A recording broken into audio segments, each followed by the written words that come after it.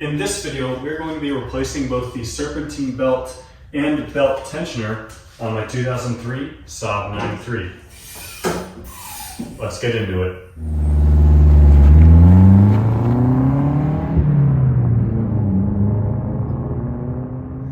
This repair is pretty straightforward. I haven't done a Serpentine belt or tensioner on my car in about 50,000 miles, so I figure it's probably time to have this do. I've also noticed that the belt does squeak from time to time when the car is cold. I couldn't get a video clip of that sound, but it's pretty obvious and you know when it's happening. So I ordered my new tensioner and the belt from Saab parts. A little bit less than $100 for the pair, so really not too bad. First step in doing this repair is getting the car in the air and popping off this wheel.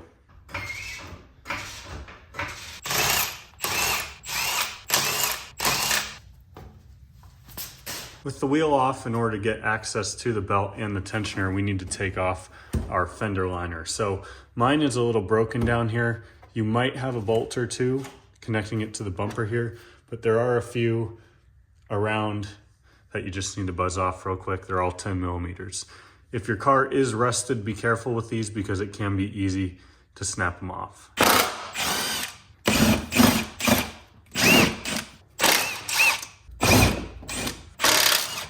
Once all the bolts are removed, you just kind of got to pull it off the studs, get it unhooked from the top of the fender up here. It'll just drop down. With that out, we now have much better access, and that's a relative term because, well, it's honestly still not very great. So we have our crank pulley here, AC compressor.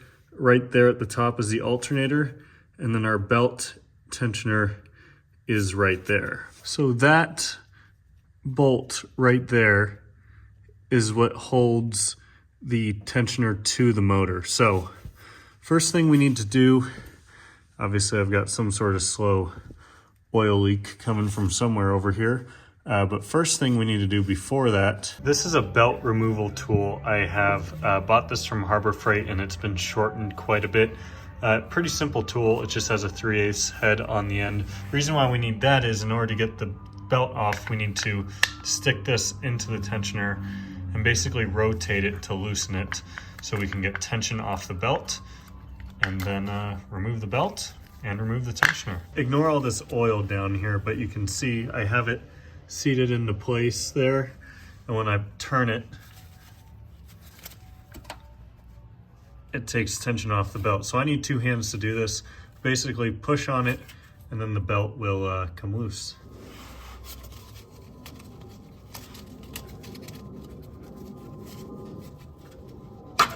And hooking it the rest of the way is pretty easy.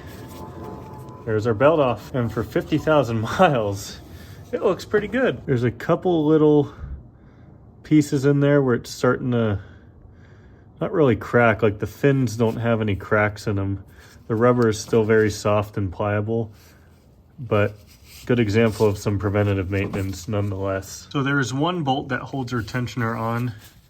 It is that one right there. It's very difficult to get a wrench up in there to get it off, but let's see what we can do. So this is a 15 millimeter.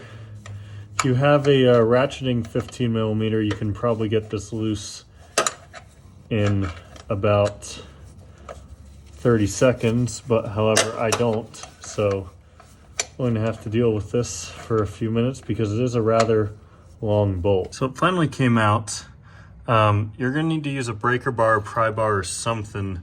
I hated doing it on the pulleys here, but I didn't really have another choice. So what I did was just pry it on this.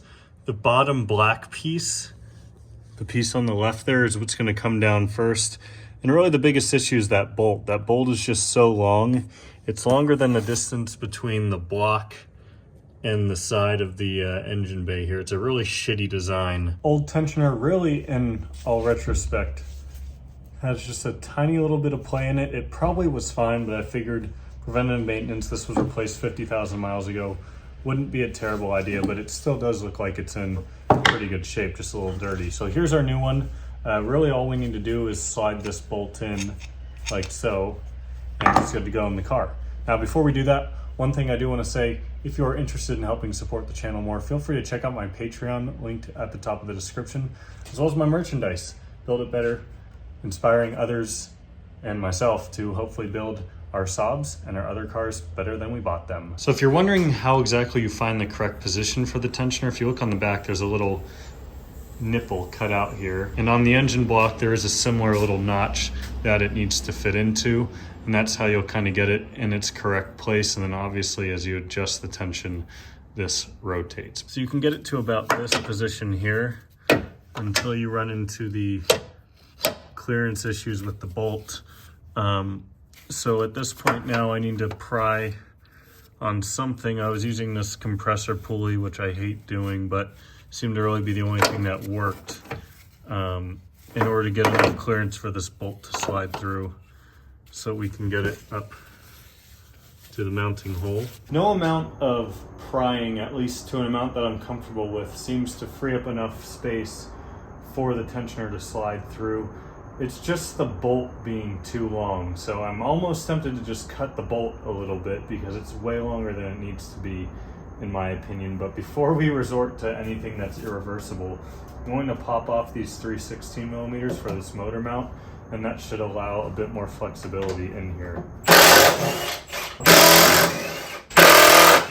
Okay, so after a lot of persuasion with both the pry bar and a jack under the engine to raise it up about an inch on this side, was finally able to slide it up in here. It's a big pain.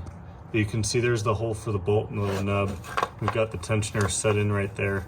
So I gotta put the camera down and use two hands, but you'll feel it kind of sit into place, and then you just gotta get the bolt started by hand. But you can see the bolt the whole way out. Look at how little room there is to work.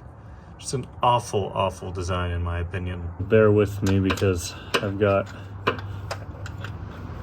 a lot of work ahead of me with the open-ended wrench getting this thing in. With the tensioner in, we can finally install our new drive belt. This was ordered straight off of Saab parts, so here's the belt number if you're interested. I'll put a photo on the screen of exactly how this is supposed to go, but it's super easy to figure out and kind of hard to mess up. All right, so belt is on there.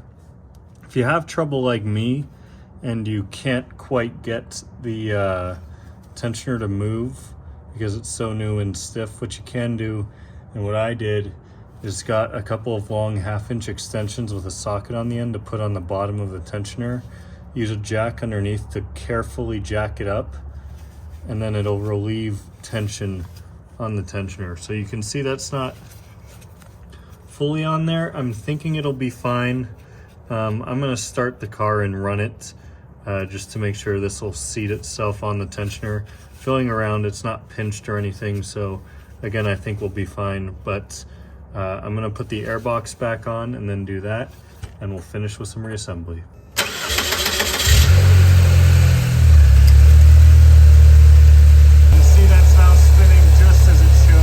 The big thing you want to make sure of is that you're tucking it inside the lip of the fender at the top. But I like to kind of find the holes for the studs first, like this one up top here. That'll kind of help hold it on.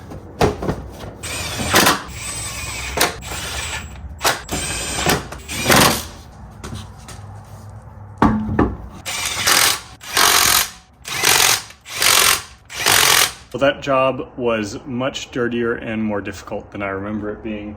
In reality, if you don't encounter any sort of setbacks like I did and everything goes smoothly, you can probably get this job done in an hour and a half or 2 hours, maybe even less. If you guys enjoyed this video though, be sure to give it a big thumbs up. I definitely have a crank seal leak on this car, as you might have noticed, so we'll have to address that here in a future video. But if you enjoyed it, give it a thumbs up. If you have any tips for other people who might be doing this job, leave them down below in the comments. I'll see y'all next time.